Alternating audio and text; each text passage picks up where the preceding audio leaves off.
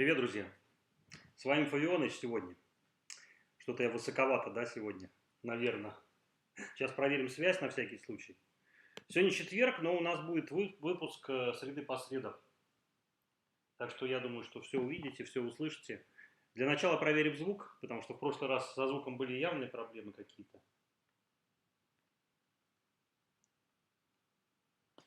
Раз, два, три. Что-то как-то не очень хорошо слышно. Так, давайте я перенесу камеру все-таки пониже сделаю. Так. Так, получше. Раз, два, три. Еще раз. Проверяем.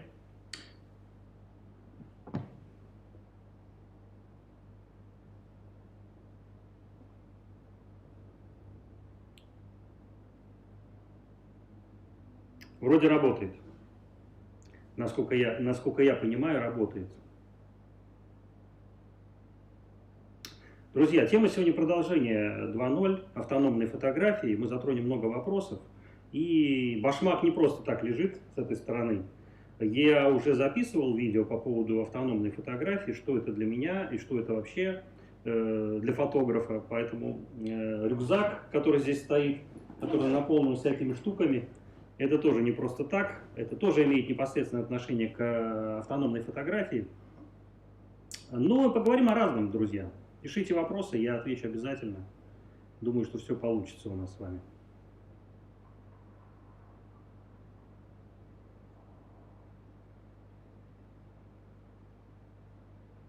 Со звуком, да, со звуком что, друзья? Пишите в комментах, потому что в последнее время что-то происходит странное со звуком.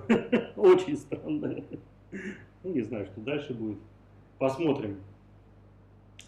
На всякий случай я поставил вариант такой, чтобы можно было контролировать, что вообще происходит и насколько все это работает. Что бывает, что-то заикалось у нас в прошлый раз. Да, сегодня будет еще тема, друзья, про обувь, поскольку это имеет непосредственное отношение к нашей теме. Сейчас еще раз звук.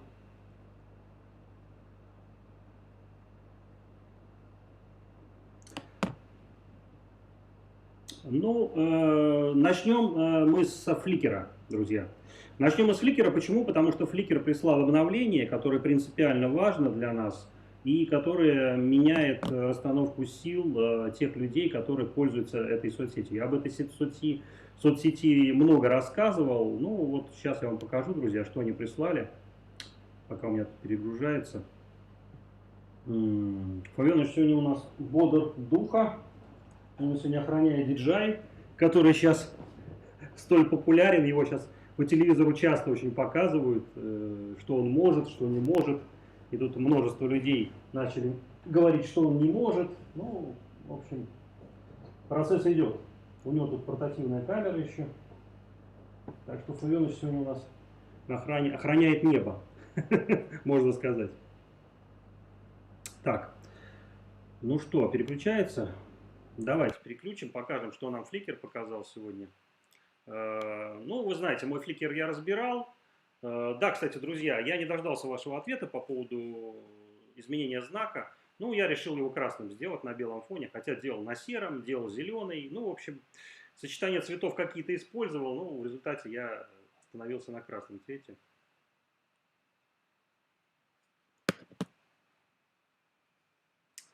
Если звук слабый, напишите, потому что я на этих разных сценах по-разному говорил. Значит, что получилось в результате? Что произошло? Значит, они прислали письма, два письма. Один несколько дней назад, это вот 17 марта, да, было прислано. Называется так: «Фликер навсегда. Создание самого безопасного и инклюзивного сообщества на планете». Видите, уже инклюзивщики. Инклюзивщики.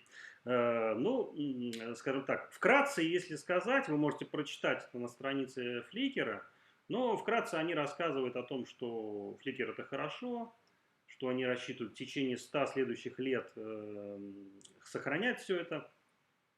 Но, по всей видимости, все-таки речь идет о децентрализованных каких-то шагах, Я думаю, что рано или поздно это случится. Напишите в комментариях, что вы по этому поводу думаете, кстати. Так вот, основное, к чему они подводят, это вот к этой строке, которая вот здесь. И здесь говорится о том, что теперь мы ограничиваем бесплатные учетные записи до 50 закрытых фотографий. Что это значит, друзья? Это значит, что если, например, у вас есть какие-то фотографии, которые у вас находятся не в открытом доступе в фотостриме, да, а находятся, например, в вашей камере RAW, если вы сохраняете, как я на Pro версии, да, то есть те работы, которые у вас, ну, все в кучу, грубо говоря. Вы его синхронизируете с чем-то, и у вас они где-то какие-то есть. Так вот, закрытые фотографии, которые в данном случае, ну, например, вот такая фотография, да, вот она закрытая, то есть она стоит с пометкой стоит, что она доступна только для каких-то пользователей или внутри вы сами видите, или для друзей, для друзей или фамилии, как семьи, да, то тогда в этом случае количество этих фотографий на обычной версии, друзья, не на Pro, а на бесплатной, оно будет всего 50. Зачем они это сделали, друзья? Сделали они защиту от мусора, потому что, судя по тому, какое количество мусора сейчас скопилось во Фликере, он превысил все возможные прогнозы, которые были до и после. Это связано с тем, что люди хранят туда все, что угодно, и документы, и папки, и все. Так вот, чтобы это все вычистить, чтобы оставить Flickr как подвижную систему для общения фотографов, которым этим интересуются, они решили это уменьшить до 50. Ну, по большому счету, это практически ноль, потому что 50 фотографий, ну, сами понимаете, это ни о чем. К чему это подводит? Это подводит к тому, что если, например, вы как Павел, да, ну, знаете, кто смотрит мое видео, ну, частенько, Зигмунд какой-то выпал Зигмунд. Давайте наберем Павел. Кстати, поисковая система замечательно работает. Если правильно еще набирать все, то тогда все получится совсем хорошо. Так вот, Павел Март. Значит, он выкладывает фотографии только те, которые на общее обозрение. И здесь, несмотря на то, что их немного, весь этот лист чистый абсолютно. То есть нет каких-то скрытых вещей. Если меня смотрит Сергей, напиши в комментариях, сколько у тебя скрытых фотографий. Да? Ну, я, например, не вижу, сколько у Фаула, но я думаю, что у него нет скрытых фотографий. Если мы перейдем на хост. Так, опять я что-то не то набрал.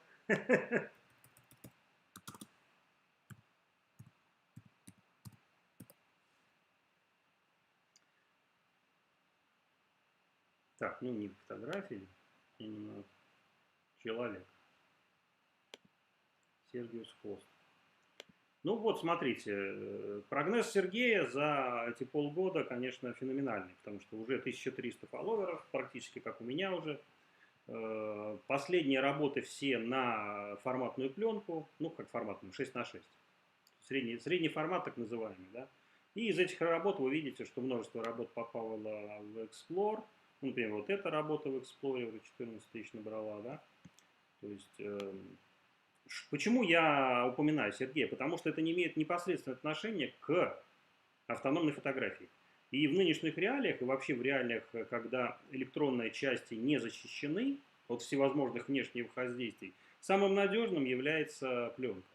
Несмотря на то, что она тоже подвержена всяким жестким лучам, но в меньшей степени к излучениям. Плюс сами камеры в фотоаппаратах механических, они практически не имеют никакой электроники, за редким исключением, и они супер надежные. Ну вот, кстати, тоже работы, зимние съемки. Я уж не знаю, эта работа попала, да, тоже в Explorer. 27 февраля. 27 февраля, что-то уже много времени прошло. Уже пора бы скоро еще одну работу увидим.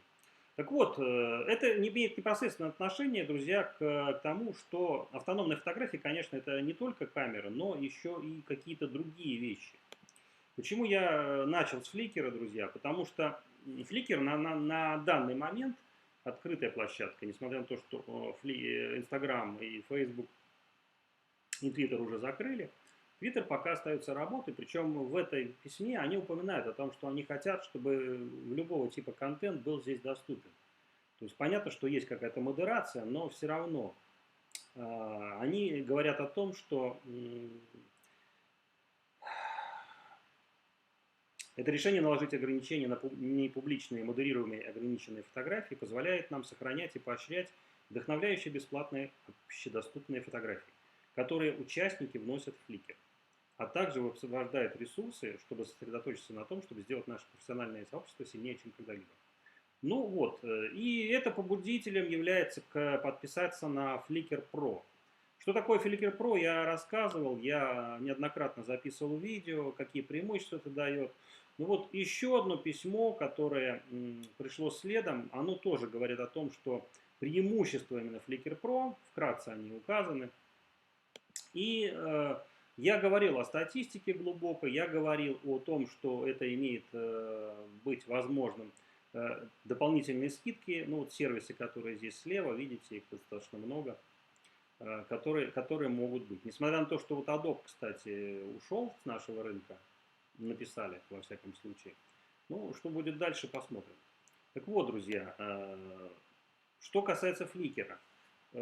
Что вы думаете по этому поводу? Сколько будет работать он? Будет ли он закрыт? И используете ли вы его для хранения ваших фотографий? Если используете, напишите, какие у вас вопросы, потому что по Flickr видео не так много на русском языке, да, в основном. Я какие-то вещи записываю, какие-то секреты рассказываю о продвижении, о возможных контактах, возможных даже способов монетизации. Были у меня видео, что можно из этого сделать. Ну, в общем, запишите вопросы, я думаю, что у вас какие-то появятся наверняка. Так, теперь что касается темы портативной фотографии, которую мы основную продолжаем сегодня в нашем стриме. Это, конечно, вопрос, касающийся обуви. И вот у меня сейчас возникло некое осложнение со стопой, да, и я сейчас делаю массажные всякие управления вот такими штуками. И еще у меня есть прибор, он там сбоку стоит, который мне больше помогает. Я решил делать эксперимент, разрабатывать вот такая штука. Это старый объектив Ламо. У него вот эта часть, видите, она полностью серебристая. И, кстати, очень хорошо тоже может разрабатывать ногу. Я 2 дня, несколько дней делал. И, в принципе, помогает очень эффективно, потому что, ну, во-первых, диаметр большой, радиус. Это, кстати, кто не знает, FF92, легендарный проекционный объектив, имеющий по центру разрешение 100 линий, даже больше. Здесь у меня одна линза снята. Ну, он не имеет здесь в данной версии у меня никаких геликоидов. То есть это, можно сказать, что проекционный макрообъектив. Его используют для бокей всевозможных. Ну, в общем, не об этом сейчас речь. Давайте перейдем к обуви. Я жду от вас комментариев, друзья, что вы считаете. Но обувь это не имеется в виду какая-то обувь вот такого типа. Хотя для многих, кстати, наверное, будет понятно, что обувь, которая без шнурков, ну, просто вставил и пошел, она хорошая. Ну, как вот эти эко, например, это женские эко. Очень удобные слепоны из кожи с такой двойной подошвой. Надежда, нет. Мы будем говорить не про это, не про эту обувь, и даже не вот про такую, которая тоже похожа, да, но тоже кожаная и с плоской подошвой. Кстати, разница между вот обувью, которая действительно для долгого ношения, вот у меня есть тоже, вы знаете, тред осенний, который я ходил, а я буду сегодня показывать вам, говорить именно о вот такого типа обуви, это обувь, которая кроссовки, так называемые. Поэтому уберем сейчас вот эти туфли и поставим сюда вот такие кроссовки. Конечно, может быть, кто-то посчитает, что это от слова красота там, или еще что-то, но это немножко не так, потому что основное, что нам нужно уяснить в этом плане, это то, что это обувь, которая позволяет вам долго двигаться. И в этом плане, конечно, обувь на шнурках, вне зависимости от того, какие у вас растягивающиеся шнурки, как здесь, да, или просто жесткие шнурки, как мои, которых я пользовался. Но речь идет именно о том, чтобы эта обувь была очень удобная. И материалы, которые использует та же самая эко, да, тот же самый эко, как раз говорят о том, что кому-то нравится кожа, я предпочитаю синтетические. У меня как раз сейчас там сохнут черные MX, о которых я записывал, да, это с гортексом, с современным материалом, который мало того, что не проникает туда влага, плюс испаряется нога наоборот. То есть в том случае, когда вы смотрели мое видео про лахту, где я провалился, ну вот в эко я еще не провалился, но в адидасах я провалился, и все у меня высохло очень быстро на ходу. Поэтому почему я об этом говорю? Потому что это зависит от того, насколько вы больше пройдете по местности, если говорить о не только стрит-фотографии, но и о пейзажной фотографии. И насколько удобно вашей пятке будет, чтобы это все амортизировало, не скользило, и при этом вы чувствовали себя очень удобно. Плюс обувь должна защищать сбоку, задник должна защищать, и передняя часть от ударов, если вы двигаетесь где-то по камням. Поэтому я настоятельно рекомендую вам внимательно отнестись к выбору обуви, потому что если у вас какие-то сложности с подошвой или большой вес, как у меня, или еще какие-то особенности строения позвоночника, всего остального, то удобная обувь на самом деле дешевой не бывает. И я, конечно, в первую очередь призываю людей, прежде чем купить, обязательно мерить, потому что ну, размеры нестандартные у всех. Плюс, если говорить об эко, да, ну, здесь очень интересно, так же, как когда-то делал Adidas, такая вставка из стельки, которая принимает свою форму. Она буквально там за несколько часов подстраивается под ваши пальцы, и у вас остаются какие-то следы. То есть и вы практически уже чувствуете себя как в тапках. Буквально там полчаса-час проходит, и все. Дальше все становится здорово. Вариантов очень много на самом деле. Это могут быть светлые какие-то варианты, то есть вы можете использовать то, что вам больше по душе, как говорится, что вам понравится больше. Но главное, это, конечно, не только ваш инструмент, да, который у вас должен быть всегда под рукой, особенно если вы используете какие-то большие рюкзаки, да, как, вот, например, F-Stop, который вы знаете, я о нем рассказывал. К сожалению, конечно, сейчас из-за того, что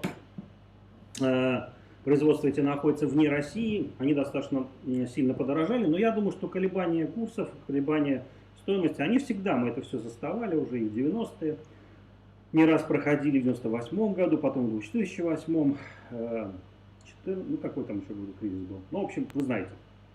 Поэтому я рассказывал и показывал, что когда вы снаряжаете свое портативное вот это устройство для передвижения, где храните все ваши девайсы для автономной фотографии, начиная от дронов DJI. Кстати, по поводу DJI, друзья, новость, которую прислали, уже подписан закон, теперь в России регистрировать нужно не только дроны, которые весят там больше 450 килограмм, которые вот, например, в руках у меня, но и те, которые больше 150 грамм. Я не знаю, как они это будут делать, потому что огромное количество дронов, китайских дронов, чистых производителей, и дронов, которые специальные там для каких-то шоу, как они их будут регистрировать, их там тысячи, десятки, сотни тысяч. Ну, в результате все это, я думаю, что на портале Росавиации будет сделано. При том, что данные, насколько я получил информацию, в течение 60 дней нужно это сделать. Так что, друзья, кто меня смотрит, у кого есть любого типа дрона больше 150 грамм, а что такое 150 грамм? Это любой дрон. Потому что даже если вы используете какие-то скрытые камеры GoPro, переделанные, сам дрон все равно больше, чем телефон весит. Поэтому я думаю, что любые дроны теперь попадают под свойства регистрации. Значит, вы знаете, что мы говорили о системах мобильной зарядки, в том числе и дронов, и ваших телефонов. Это все имеет непосредственное отношение к автономной фотографии. Кстати, как слышно? Нормально? Сейчас попробуем еще добавить.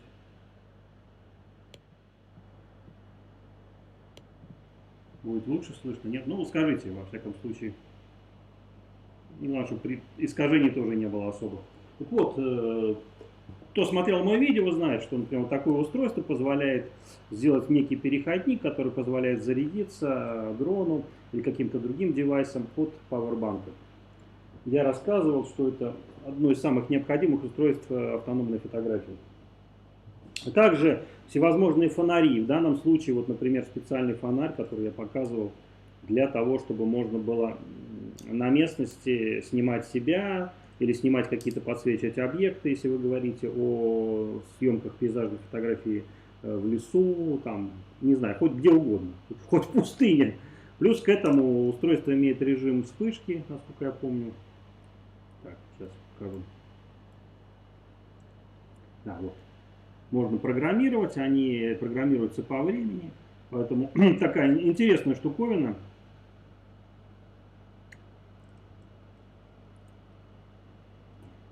Мигает. Мигает. Ну и в случае, если это устройство еще и универсальное, через какие-то переходники со штативом, это может быть использовано там в многих других случаях, когда вам что-то не хватает света, или там вечером вы снимаете. Что еще? Ну, конечно, это всевозможные дополнительные подсумки, которые я показывал. Я записывал про стоп, например, вот этот. У меня отдельное было видео. Я это закрою. Кажется, а где камера-то? Ну вот, вот здесь. Все помещается в одном отсеке. Отсек, кто не смотрел мое видео, посмотрите по модульной системе стоп, которая вытаскивается и которая может превратить любую, даже дамскую сумочку. Если вы смотрите видео по ссылке на кроссовки и не нравятся вам какие-то страшные рюкзаки, ну, купив эту модульную систему, и, кстати, не только стоп делает, множество других китайских производителей. Ну, а дальше это портативные всевозможные вот такие подсумки, да, где можно разместить и аптечку, и специальные какие-то дополнительные аксессуары, инструменты, карты памяти. Ну, в данном случае у меня вот аптечка здесь такая объектная, да. Плюс к этому это крепится еще на, может крепиться на трипод, это может крепиться на любое устройство, то есть она снимается, она у меня здесь к моле пристегнута, но не обязательно это должно быть. Это может носиться на ремне, такие системы, потому что в данном случае, кто посмотрите мое видео по поводу L-порна, здесь вот такие крепежи, можно отстегнуть и использовать как сумку дополнительную. Что еще? Ну, во-первых, вещь, которая необходима еще крайне, да. Ну, в принципе, вы можете и сами ее сделать, но они продаются, там можно за 50-100 рублей купить. Это вот такие резинки с карабинами, которые позволят вам в некоторых случаях подвесить рюкзак, если у вас нет каких-то специальных креплений. Или бывают такие случаи, когда нужно что-то подвесить, да. Ну или, например, к рюкзаку подвесить что-то такое большое, не знаю, стул какой-нибудь, палатку, там, система для изоляции от холода. То есть, ну вот эта вещь, она в принципе ничего не весит практически. Я думаю, что вот она пригодится. Не знаю, уж можно ли дрон закрепить и там что-нибудь подвесить. Ну, напишите в комментах, что, какие вы еще. Я вспоминаю советские такие штуковины, но сейчас они делаются в основном в Китае, и вообще никаких проблем нет. У меня здесь есть нижний карман в рюкзаке, который можно, кстати, помещать. Но в отличие от Adidas, здесь не помещается обувь, здесь помещается чехол для дождевика. Ну, всевозможные вот эти дополнительные крепежи, которые утяжки, крепеж для бутылки. Кто смотрит мои видео, вы знаете, я рассказывал про эту штуковину, она там, в принципе, очень удобная. То есть, если у вас нет специального какого-то сосуда для питья, да, ну вот такой вариант, да, как я о нем рассказывал, аквафор такой с фильтром. Удобная штуковина из небьющейся пластмассы баллистической. Ну, можно его просто засунуть сюда, да, и, в принципе, можно точно так же вот так прикрепить или с помощью карабина, вот таким вот образом. Но если у вас нет такого устройства или под рукой у вас нет, то вот эта фигня, грубо говоря, она позволяет что сделать? Вот, покажите. Сегодня у меня, видите, какой эфир знатный. Вот, оп, пристегнули, вставили, засунули бутылку и все. Ну, кто смотрит мое видео, вы знаете, что я частенько выдвигался именно в таком варианте, когда у меня обычная бутылка была пристегнута. Дополнительные какие-то штуковины, которые тоже очень удобны, их можно купить, пристегнуть. Как вариант, если мы рассматриваем какую-то компактную сумку, да, вы знаете, что с этой сумкой я хожу много где, и в Турции ходил, и где только я с ней не лазил. Да. Очень удобный Бруклин, это косой слинг, полурюкзак с быстрым доступом, с обратным карманом. Я его тут модифицировал, то есть у меня что тут появилось? Ну, во-первых, я здесь петлю сделал еще одну дополнительную, чтобы можно было что-то подвешивать. Во-вторых, я поменял вот эти штучки, здесь были кожаные, поставил с паракордом, мне это удобно. Что еще? Перегородки дополнительные, можно сюда другой вставлять, кстати, в НСР. И у меня здесь, видите, теперь вот такой подсумок от F-Stop, это из новой серии. Это, по большому счету, он, кстати, у меня карабином зафиксирован здесь, который я рассказывал на эпиде. Очень удобные пластиковые легкие карабины. Ну, вот такой подсумок, который здесь, кстати, тоже может отстегиваться. И если что, вы можете его отдельно тоже куда-то засунуть, вплоть до того, что, не знаю, на шею повесить там через ремень, как угодно. Это совсем компактный, он тоже имеет множество карманов, на меш-мешках, то есть такое все очень удобно, все видно, что здесь, да, можно как аптечку использовать. Ну и, собственно говоря, он очень легкий, чрезвычайно легкая, штуковина. Ну, зарядный кабель, я уже говорил, что нужная вещь. Таких зарядных кабелей лучше много держать, потому что, ну, много не бывает. Также, если вы берете и рассказываем про карты памяти, о которых я говорил, что их много не бывает, да, то их можно хранить вот просто вот в таком виде, да, а можно какой-то найти типа герметичный, сейчас достаточно много типов, вот такие крепежи, такие кейсы, их множество производителей выпускает, вы можете в них вот так вот складывать карты, да, и эта штука, она, ну, влагозащищенная. Вот такой можно вариант сделать. Это что касается самих устройств для хранения, для автономной. Но поскольку мы говорили об обуви, я все-таки хотел бы от вас получить какую-то обратную связь. Что вы считаете важно? Может быть, кто-то в берцах ходит, может, кто-то в кирзовых сапогах, или там в резиновых сапогах со вставками. Ну, весной я имею в виду, вот в это время, когда у нас сейчас просто выход на лед уже запрещен. Ну, реально там опасно, вы знаете, что и показывали. Да и я, когда ходил последний раз, видели, что уже проблематично было вставать на лед, потому что там внизу уже прозрачно все было видно. Поэтому обувь именно для таких случаев, когда вы двигаетесь по мокрому лесу, особенно сейчас.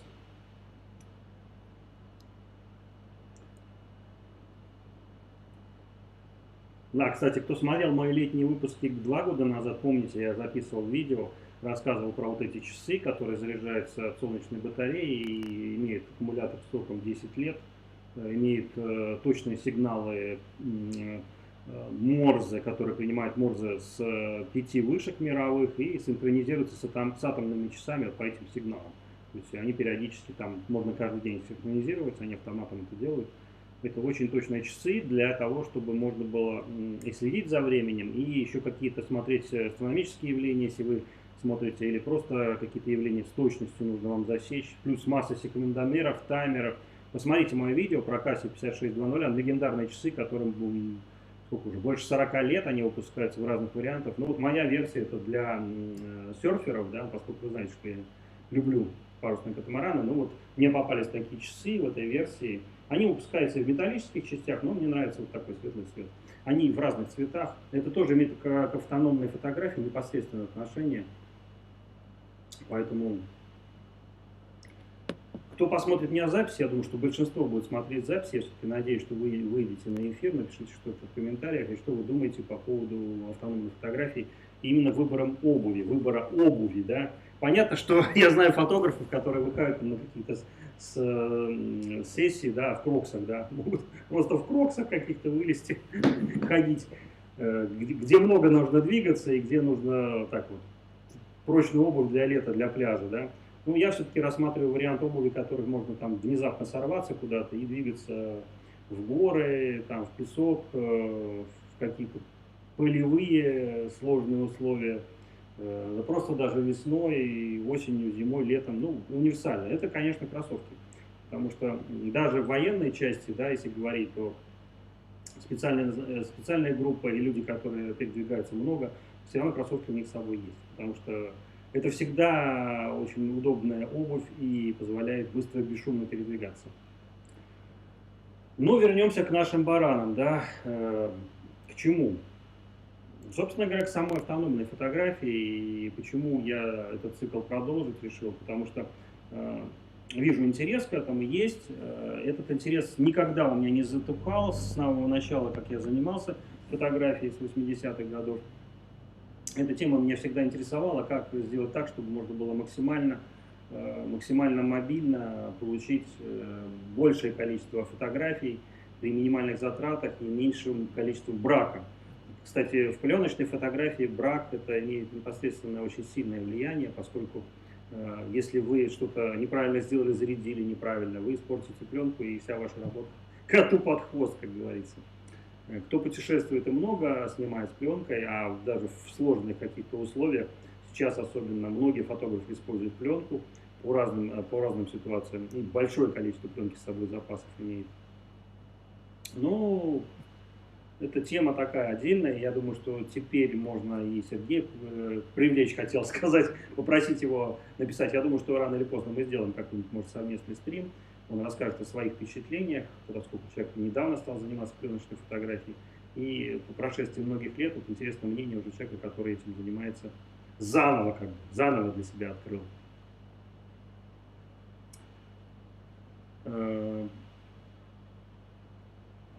Вот сегодня у нас такой у меня четверг, хотя должна быть трансляция в среду, но я решил сегодня сделать.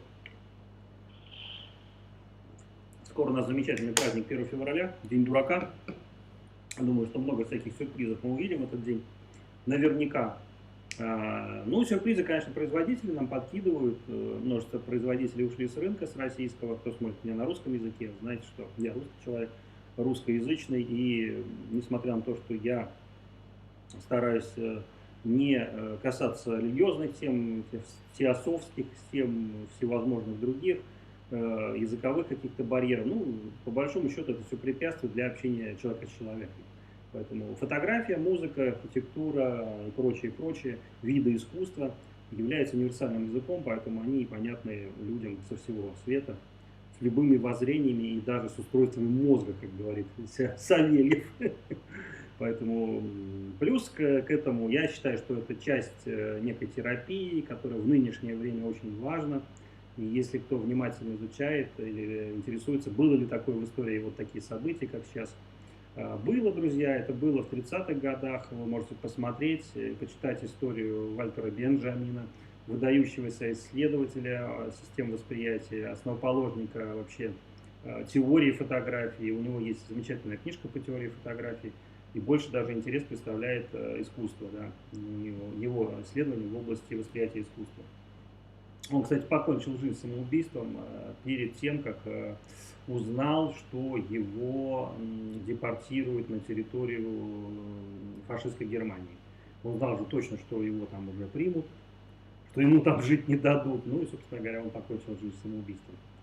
Вот такая грустная история, но оставил после себя великолепный труд. И таких людей, кстати, которые создавали новое искусство на этой границе, или там Первая мировая война, да, там посмотрите, какое количество новых видов искусств было создано именно вот в это смутное время, да.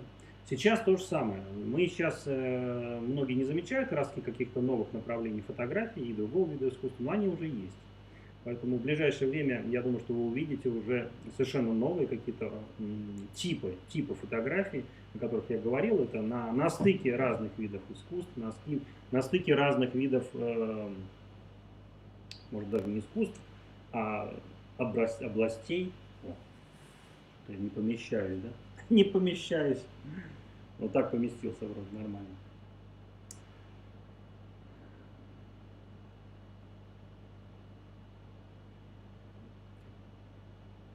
Какие еще новости, друзья? Ну, новости следующие. Еще нужно сказать, конечно, про то, что я сегодня вот спрятал в такой кейс герметичный. Это карточки памяти. И сейчас, поскольку вы знаете, что достаточно быстро изменяется ассортимент магазинов, и не только офлайн, но и онлайн магазинов, многие магазины в Питере уже закрылись. По технике, я думаю, что тоже в ближайшее время мы увидим. Вы знаете, что Лейка ушла и закрыла свой салон в Москве. Ну, у нас я прочитал про это, да. Так вот, во времена пленочной фотографии люди в такие времена, в 90-е, или там во времена нулевых, я помню, затаривались пленкой, да, потому что понимали, что дешевле она не будет. По историческим таким знакам, которые я прожил уже много лет, я знаю, что ценники никогда не возвращались назад или ниже становились. Таких случаев не было никогда.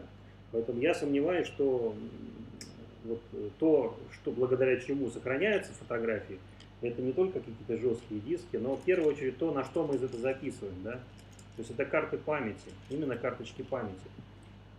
Я бы обратил ваше внимание на то, что сейчас пока еще есть возможность купить карточки памяти, поскольку запас их был достаточно большой. Плюс завод есть в Санкт-Петербурге, в Москве, я знаю, что в других местах, которые выпускают эти карты памяти, те же самые Sony. Но я обычно рекомендовал всегда SanDisk использовать, да, не знаю, насколько быстро будет фокусироваться. Но вот это у меня можно для камеры использовать карточку, да, вот такой XC1. Для дрона под 4К такая карта уже не пригодна, поэтому я записывал и показывал видео о том, что в Квадрике мне пришлось сначала купить новую карту версии V30, так называемую, которая имеет минимальную скорость записи, именно записи, не воспроизведения, 30 мегабит в секунду. А последнее мое видео, кто смотрел про карты памяти, я рассказывал как раз о вот этой карте, которую выпустил совсем недавно Samsung. Карта, конечно, совершенно фантастическая по своим параметрам и по своим ценовым образованиям. Сейчас пока еще можно за вменяемые деньги ее купить. Сейчас я переверну и покажу еще раз. 512, они есть 256, 158, но вот здесь, если внимательно посмотрите, увидите третий уровень. Но самое главное, это вот это А2 и В30. Потому что это говорит о классе ее, да, какие у меня ногти неровные. Быстрая карта, тем более, что вы наверняка знаете, что скорость карты еще зависит не только от класса карты, но еще от емкости. Например, скорость карты, которая имеет больше объем, она всегда выше. Ну, это закон конструирования таких вещей.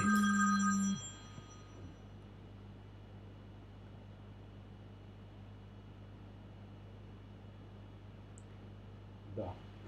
Отличная новость. Теперь у них такие начала, да? Здравствуйте, отличная новость. Конечно, отличная. Мы вас записали в черный блокнот уже. Отличная новость. Да. Так вот, я все-таки хотел бы от вас получить обратную связь. Что вы считаете важным в данный момент для автономности? Если даже не рассматривать автономность человека в рамках фотоискусства, но, может быть, каких-то других вариантах, какие средства вы считаете, я не имею в виду какие-то средства, связанные с выживанием, а именно с автономной деятельностью, которая позволяет вам не пропустить важные моменты, в том числе, чтобы сделать качественную фотографию. Вот. Понятно, что технологии меняются, и технологии материалов, которые позволяют делать вот такие замечательные кроссовки, да, те же самые технологии подошв, технологии Гортекса, всяких разных материалов, которые подстраиваются под наше тело, там, под наши тельца, да, и позволяют нам комфортно себя чувствовать. Еще, кстати, я не упоминал, но вот последние несколько месяцев достаточно хорошо смотрят мои видео по ремонту. Может быть, кому-то интересно, почему я это делаю, потому что, поскольку я инженер, и не только головой, но и руками много чего делать могу. И я показывал, как вот эту камеру, которую я не считаю самым лучшим, но тем не менее она меня спасала, как вот эта крышка ремонтируется, у нее тут все пластиком сделано. Ну вот люди смотрят, им интересно. Плюс видео, которое я записывал про там, как сделать штатив там, за $2. Там, ну, грубо говоря, из скрепок можно сделать штатив весом там, у меня получилось 90 грамм, походный вариант. На месте вы вырезаете ножом просто или находите сучья старый и делаете штатив, треножник, то есть вот такой вариант. Если кому эта тема интересна, напишите. На самом деле много всяких таких вещей, которые можно сделать уже на месте съемки, не имея таких аппаратов. Это действительно тема, может быть, кому-то покажется интересной, потому что не у всех есть возможность, во-первых, купить какие-то штативы. Да и плюс бывают случаи, когда под рукой просто его нет. У меня, вы знаете, кто смотрел мои видео путешествий по Турции, Греции, там другие какие-то места, куда я вылазил, где у меня с собой не было ни дрона, ни штатива, но я, тем не менее, умудрялся записывать видео, фото. Ну, про что я намекаю, вы знаете, ну, догадались, да? Это про то, что у меня сейчас здесь сзади лежит. Уже третья модификация, да, везде фото, который позволяет монтировать сюда к любому практически железки, деревяшки, позволяет монтировать. Еще раз покажу, может кому-то эта тема понравится. Например, камеру, да, не имея штатива, вы можете, тем не менее, закрепить в разных местах, под разными углами фотоаппарат ваш, да, или там видеокамеру. Если же вы снимаете на, например, ваш телефон, то тогда вот с помощью вот такого устройства, которое я много раз использовал, вы можете точно так же закрепить ваш телефон и снимать там видео или там фото, использовать его для разных целей. Плюс у меня здесь, видите, с уровнями, с крепежом, здесь уже такая вот петля у меня появилась, эта штука у меня сменяется, здесь можно завинтить, вот там вот у меня, сейчас дотянусь, первая модификация была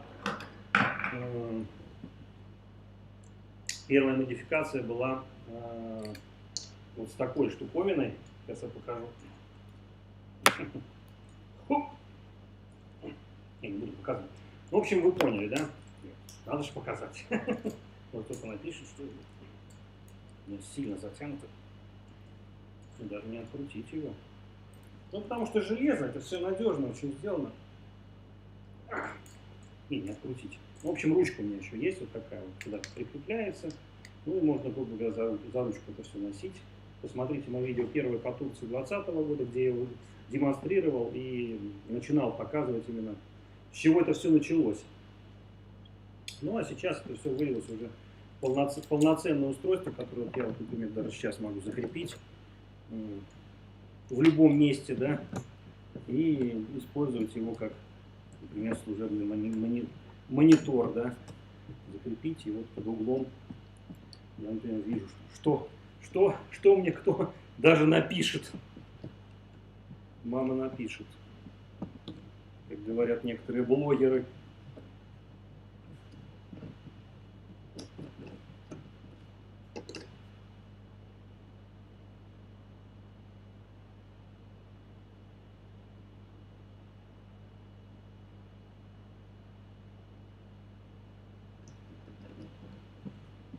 Вот такие вот. Вот такие пироги, как говорится.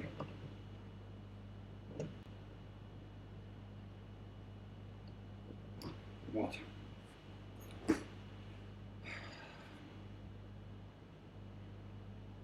Да, последнее время я смотрю, что специфика YouTube, конечно, очень сильно изменилась. И несмотря на мои планы, 1000 подписчиков мне не удалось, к сожалению, набрать за этот срок. Хотя тематику я стараюсь сохранять, но не знаю, посмотрим, что будет дальше. Есть подозрение, что скоро это все закончится. И пока, на всяком случае, у меня вот здесь, вот здесь, да, в этой части, видите, здесь есть ссылка на мой Flickr. Дальше Twitter и Telegram. Twitter уже не работает, он только англоязычный. Telegram работает и Flickr работает. Набирайте ListenWave или Фотофавионыч, в принципе, найдете меня в любом поисковом запросе, все это будет. Так что, ну, продолжая тему мобильной фотографии, хотел сказать, нет, продолжая тему именно фотографии автономной. Мы говорим о том, что обувь и технологии, которые в обуви, они, конечно, очень сильно влияют на самочувствие и работоспособность фотографа. Поэтому всевозможные технологии, в данном случае вот FluidForm, технология эко, да, технология таких вставок специальных демпфирующих, всевозможных перетяжек, комбинирование кожи с синтетическими материалами, которые хорошо испаряются, или вставка туда между мембраной Gore-Tex, так называемой, плюс технологии даже форм самой обуви, да, ее конструкция и отливки самой обуви, да. Вы знаете, что это, кто не знает, использует технологию FluidForm, это вот отливка, кожа отливается, ну, как бы отливка с подошвой вместе, то есть вулканизация. Благодаря этому внутри, в принципе, можно вытащить эту стельку, которая подстраивается под вашу ногу, И внутри носите вообще без стельки, там абсолютно все гладко, вообще ничего. В прошлом видео мне тут написали, люди сказали, что говорит, какие там скрепки гвозди, в кроссовках их не бывает. Ну а вдруг, слушайте, была такая обувь, где ступаешь, там какие-то скобы или гвозди или еще что-нибудь. Не знаю, в общем, не попадаюсь. Здесь такого нет, поэтому, конечно, это должно быть очень комфортно, удобно и вызывать только положительные чувства и стремление вперед, двигаться только в направлении к красивым снимаемым объектам. Те же самые шнурки, да, которые вот можно тянущиеся вставить, в любую обувь можно тянущуюся вставить. Для чего это сделано? Для того, что когда вы двигаетесь, что вы меняется у вас нога, меняются мышцы, и устают там, может быть, что-то. Ну, меньше усталости, и вы можете более точно подстроить. У вас получается практически не жесткая вот эта конструкция, а мягкая. Ну, это простыми словами. Как говорится, я что заметил бы, да, со своей стороны. Давайте перейдем опять на Flickr. Кому будет интересно, еще какие-то вещи вам расскажу. Что еще поменялось во Flickr? Ну, обратил я внимание на то, я об этом рассказывал уже неоднократно, что... Ильич, давай, фокусируйся. Сегодня, видите, какая фокусировка интересная, зональная.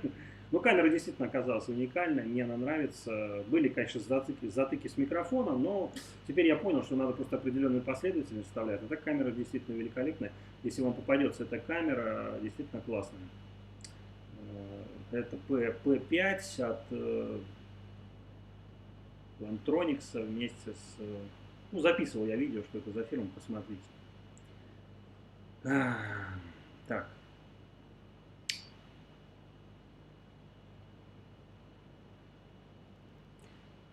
Сейчас у нас очень быстро спадает снег. Кто смотрел мое видео, прошлый поход на Лахту, там как раз я обнаружил, что впервые я такое вижу, что снег очень быстро опустился, то есть снег не проваливался. И он уже весь осел, то есть сейчас буквально там за пару дней все это растает.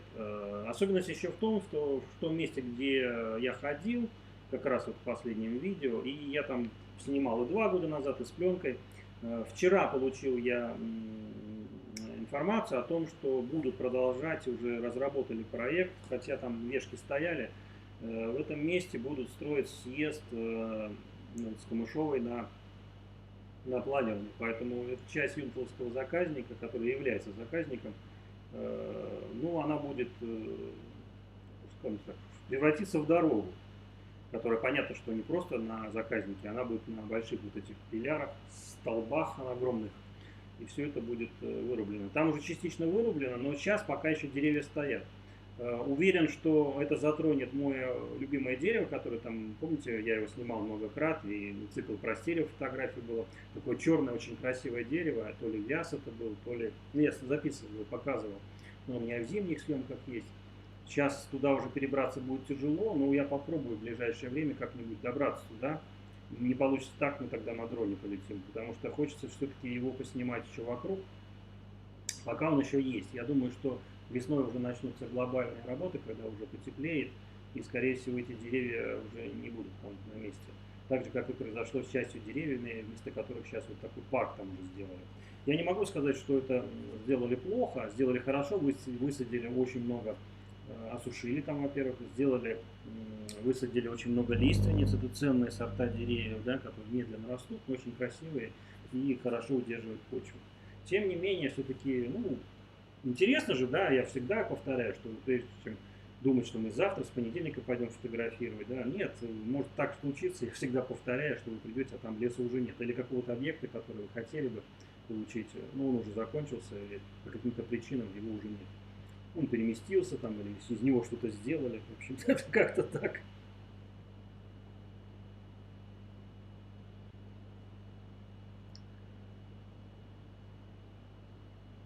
О чем я говорю, ну, сейчас вот у меня что-то тут в красном все. Перегрузка компьютера. Перегрузился. Очень. Сейчас он переключится. Я вам покажу эти работы. Покажу это дерево. Может быть, кому интересно будет. Напишите в комментариях, если интересно. Если у вас такие места есть, где вы понимаете, что по каким-то строительным причинам или по каким-то другим, эта территория превратится из леса в какой-то уже или транспортное звено, или дома там построить, не знаю что. Ну, я бы рекомендовал все это снимать, потому что не для того, чтобы возмутиться, да, там бегать там как Гринпис сумасшедший, или кто там, эко, да, понятие, которое я ненавижу, которое считаю, что природопользование это верное, да, а эко это что-то такое западное, непонятное, придуманное, надуманное, а именно природопользование, потому что когда это с чувством, с толком делается, да, и замещаются леса, высаживаются новые, или там, ну, бывает, конечно, в большинстве случаев очень часто, там 20-30 лет назад было наоборот, когда там оголтелые, просто все вырубали под корень, ничего не делали, там, и все загаживали вокруг. Сейчас, конечно, ситуация изменилась, потому что появилось много всяких органов, плюс ну, блогеры, благодаря блогерам в том числе, и общественности все-таки на это уже обращают внимание. Так, ну что там, подтормаживает сегодня. Меня что-то жестко подтормаживает. Сейчас прикроемся.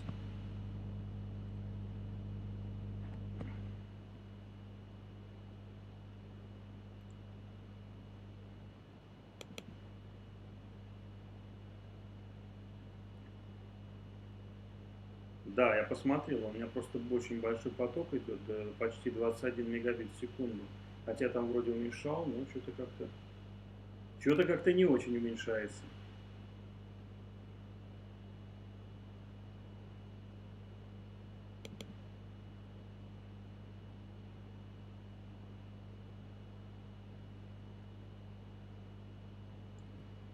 Ну так, вкратце подведем итог.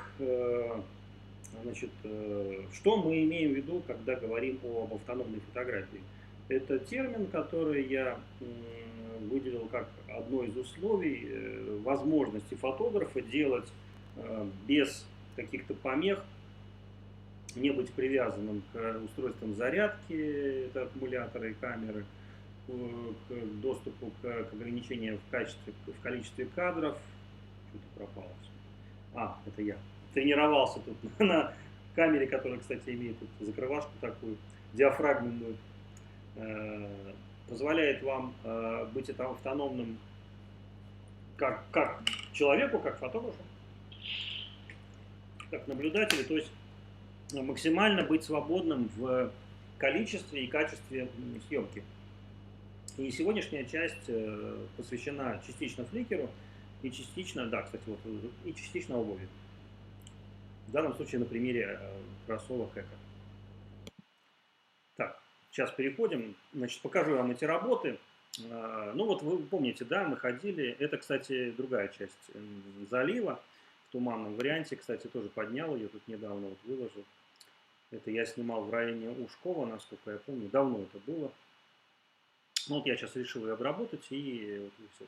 А показать я вам хотел именно деревья. У меня есть альбом, можете по альбому посмотреть. И, кстати, во фликере это очень удобно делать. Например, альбом у меня есть по Лахте, она Юнталова называется. Так, сейчас мы найдем, посмотрим. И пейзажные варианты можно просто открыть. Ну, давайте Юнталова посмотрим. Сколько? 200 фотографий есть. Есть, кстати, фотографии, которые уже являются историческими. Например, вот эта дорога, это Пушкинская старинная дорога, которая вымощена была таким образом, что здесь даже, видите, никаких растений, никаких деревьев не растет. Она настолько плотно была выложена камнями. И вот это дерево, снято было, загружено в 18-м, снято это очень давно, это снято на пленку, на самом деле. Regular IP, я про нее рассказывал, старинную камеру 53-го года. Так вот, это дерево еще оставалось, оно росло. Сейчас уже не только этого дерева, но вот этих всех деревьев, которые здесь, их уже нет. На этом месте сейчас, если Google открыть карты, можно показать, что там ничего нет. Там новый парк, который разбит и который, собственно говоря, уже такое пятно в песке. Вокруг ничего нет. Множество здесь работ в этом парке сделано у меня было на протяжении там 20 лет. И зимние работы, и летние. Так, я вам хотел дерево показать, сейчас мы найдем его. Так. Ну, так же, как вот эти все кросики, которые здесь фотографированы, их уже не существует. Там все ровно. Так. Хотя я в тот момент я думал о том, что этого не произойдет, что вот эту дорогу они оставят, и она будет живой. Но, тем не менее, это не произошло. Теперь вот этого всего здесь уже нету. И так же, как и нету, кто смотрел мой выпуск про триподы, где я делал, там дятла я нашел, дятлов гнездо, там тоже этого нет, эти осины все уже спилены, ничего там нет. Так, сейчас я покажу вам еще. У меня есть альбом. Давайте по ландскейпу посмотрим. Скорее всего, здесь будет это все. Ну, здесь, кстати, первая работа. Это как раз вид на наш пляж. Куда будет, в район вот этого пляжа сейчас будет сделан съезд. То есть он, скорее всего, будет или до Камышова, или до Богатырска. Если до Богатырска, то, скорее всего... Вот эта часть уже осушена, и здесь уже сделаны такие пандусы красивые. Ну, сделано хорошо, могу сказать. С точки зрения заболоченности, конечно, преимущество. Нет. Так, что? Сейчас я покажу. Хотел показать вам это дерево, потому что дерево... Мы его обнаружили с Вячеславом. Это одни из первых видео, где по стерео я записывал. Это было в 2019, по-моему, году. В марте, да, когда мы познакомились с ним. И как раз вот я делал вот эти съемки, вот этой части, ледяной вариант здесь тоже вот такими. Кстати, сейчас это время, когда тоже будет лед выбрасываться, такие места для черно-белой, для сепии, фотографии, это очень, очень прилично можно что-то сделать. Так, и сейчас я найду это дерево. Ну вот, кстати, вот эта работа сделана в 2020 году, это вот как раз практически с этой же точки, где вот последний раз я был. Ну вот видите, да, здесь деревья стоят, в принципе они до сих пор стоят все, ну лед стоит. И видите, это было когда? 29 февраля. Сейчас уже март месяц, и уже все совершенно по-другому. Так, сейчас мы найдем это дерево, все-таки хочу его найти. Вот.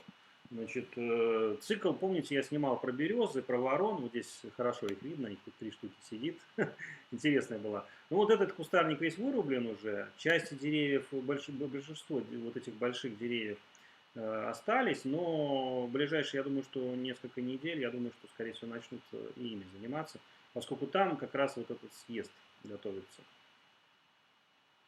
Ну, вот это, например, дерево с этой стороны, где я запускал дрона, вот этого дерева уже нет. Все. Тоже интересное было такое знатное место. Так, сейчас я дойду, где у меня уже показан этот вяз на той стороне. Это как раз вот момент, когда мы делали утки, снимали. Это был апрель 2020 года, да. Ну вот видите, вот эти березы еще стоят. Часть из них есть, но кустарников эти уже почищены уже все. А вот здесь с левой стороны как раз вот этот вяз, по-моему, насколько я помню, это был вяз огроменных размеров. Я его как-то в один год, я обошел его и на ту сторону я перешел. Плюс я зимой его снимал, по льду добирался до него тоже. Красивое дерево, оно выделяется среди всех, и, как, собственно говоря, я его обнаружил именно когда мы с Вячеславом. Вот это дерево, классное, конечно, огромных размеров, ну вот это все вычищено сейчас. У меня есть, по-моему, где-то даже работа, где я показывал, что вокруг уже все расчищено. И вот здесь он, видите, стоит еще. Так же, как и работа, которая у меня была сделана, напечатана, да. Я думаю, что здесь ее, наверное, нету. Ну, может и есть, но в другом месте. Ну, можно посмотреть в альбоме печать, там есть. Этого дерева тоже нет, которое пошло на печать. Так, ну давайте теперь переместимся, можно, в принципе, в фотострим и полистать просто по времени, потому что можно и по времени показать.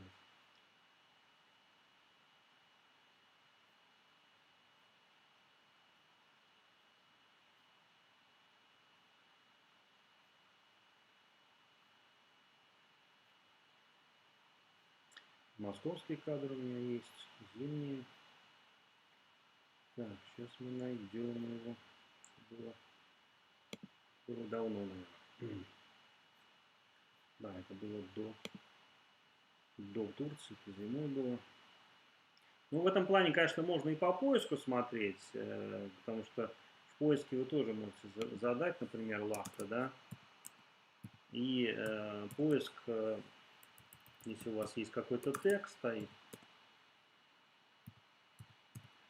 то вы можете посмотреть свои фотографии и чужие там по запросу лахта. Например, моих тут, видите, чужие тоже есть фотографии, мои тут перекликаются. Ну, тут, с пометкой лахта у меня, тут, видите, 269. Множество разных работ. А, кстати, вот эти тоже интересные деревья. Их тут 5 штук было, они там в одной, да, я их снимал вот и в 21-20 году. Этих деревьев уже нету. Так, сейчас покажу. Вот здесь, кстати, хорошо видно, когда уже флажки были расставлены, то есть подготовка к очистке канала. Видите, уже флажки красные есть. И, кстати, по-моему, это в Explorer у меня, да, в апреле 2021 года на Explorer зашла. Такая колора техника. И вот видите, уже кусты здесь все срезаны. Дерево пока еще стоит. Ну, сейчас оно стояло. Зимой я делал снимок съемки с такими пожилыми людьми. Сейчас я покажу. И там оно тоже было. Это вот зимняя съемка как раз. И вот здесь, вот в этот день, вот, как раз здесь у меня был снимок с таким скользящим, вот он, кругом. Вот видите, оно стоит еще здесь.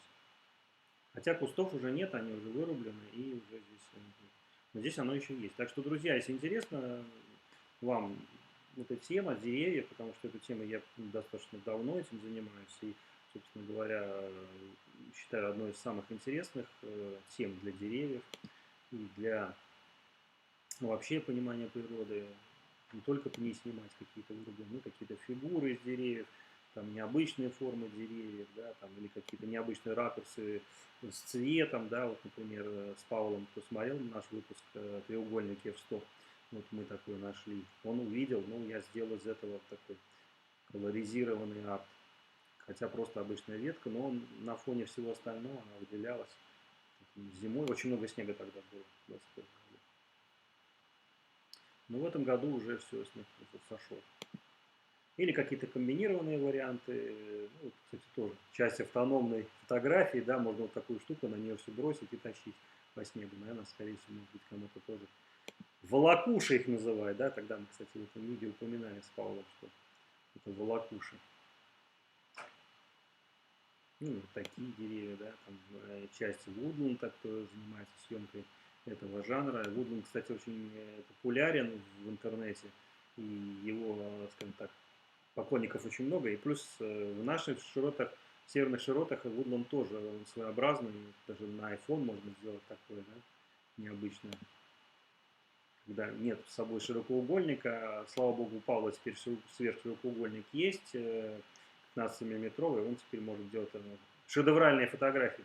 Зайдите, кстати, на его страницу, посмотрите, может быть, действительно какое-то новое для себя найдете. Ну, такой колоризированный арт у меня тоже есть. Такой, это, кстати, весной снимал, вот как раз с самого места этих берез тоже уже нет. Так, что?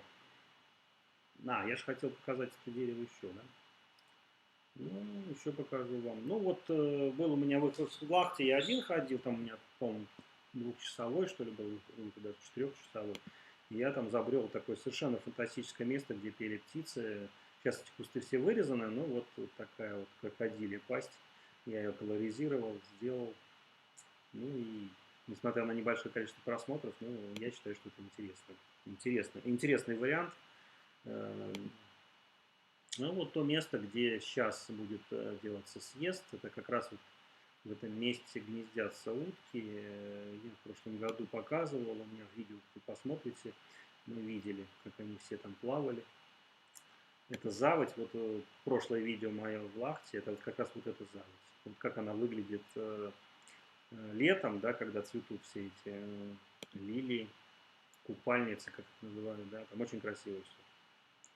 Ну и вид сверху, я даже, кстати, делал такой, ну, как это, просто без обработки, вот так вот выглядит, да, вся заводь, она вся в желтых цветах, в зеленых.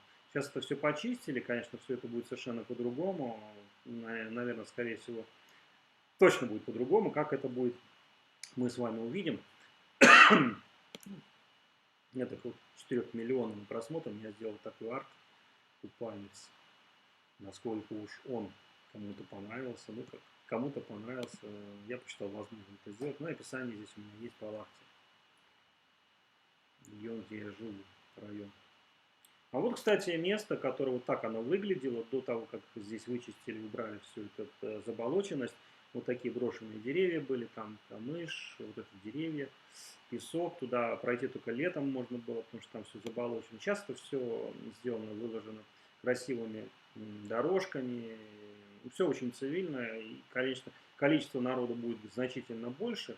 Но преимущество, конечно, тоже есть. Вот, кстати, опять это дерево, это я снимал, по-моему, летом. В технике инфраред я ее везде обработал. Так у меня получилось. Весной. Поэтому без, конечно, какой-то удобной обуви такие вещи делать сложно, потому что, ну, она ограничивает эту обувь. Вот, кстати, хорошо видно вот эту часть, которая сейчас тоже будет начищаться, я думаю. И вот эти деревья, скорее всего, тоже перестанут существовать, потому что как раз вот в этом месте будет съезд.